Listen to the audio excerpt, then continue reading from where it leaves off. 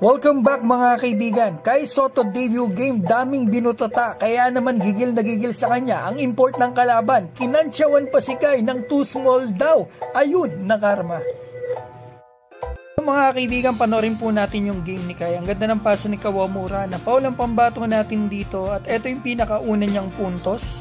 So ito yung galing sa free throw line. Medyo alat ang kababayan natin dito sa free throw line. Madami siyang sablay sa game na to. Meron talagang ganong araw kahit anong sipat mo talaga. Kung ayaw talaga pumasok. Dito na foul siya.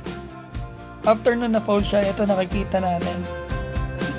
So ito tignan natin yung gagawin dito. Ito yung fast break kay Kai na unang field goal niya dito sa bago niyang team. Napakaganda ng bilis niya rito, ng speed niya rito.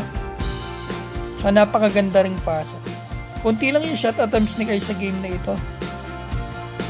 So ito tignan natin mga kaibigan ang gagawin dito ni Kai. Parang hindi ko maalala ginawa niya rito. Block pala mga kaibigan. Yan pala yun. Medyo pagod na rin mga kaibigan maghapon. Daming ginawa. So ito kita natin naka-rebound si Kai doon. So ito tignan naman natin tong ginawa kay Kai dito.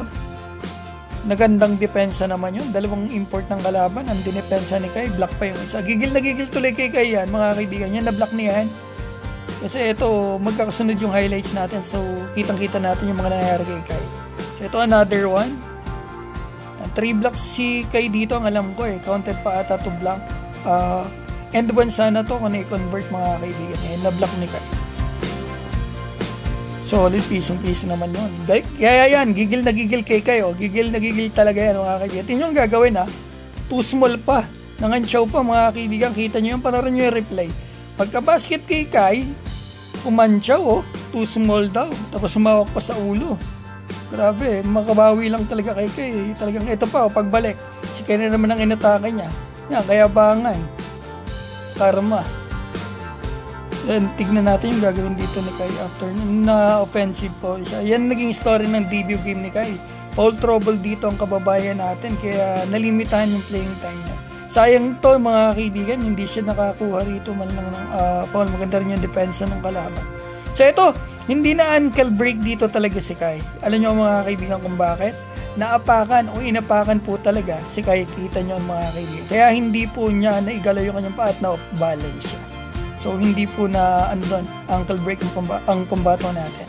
So maganda rito mga kaibigan, sa 20 games ata ng laban ng dalawang teams na ito puro talo po ang team ni Kai. 16 ata natalo sila sa loob ng 20 na games. So ngayon nanalo agad sila, debut game pa ng pambato natin. Malaking tulong yung nagawa dito ng kababayan natin mga kaibigan, especially dito sa depensa mga kaibigan.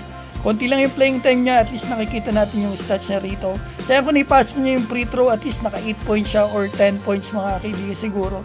Pero okay lang mga kaibigan, na mahalaga nakuha nila yung panalo at nakatulong naman siya, especially dito sa depensa. Maayos po ang pinakita ng pambato natin sa game nito. Kung ano yung opinion mo, i-comment mo po dyan sa baba. At maraming salamat po sa inyo.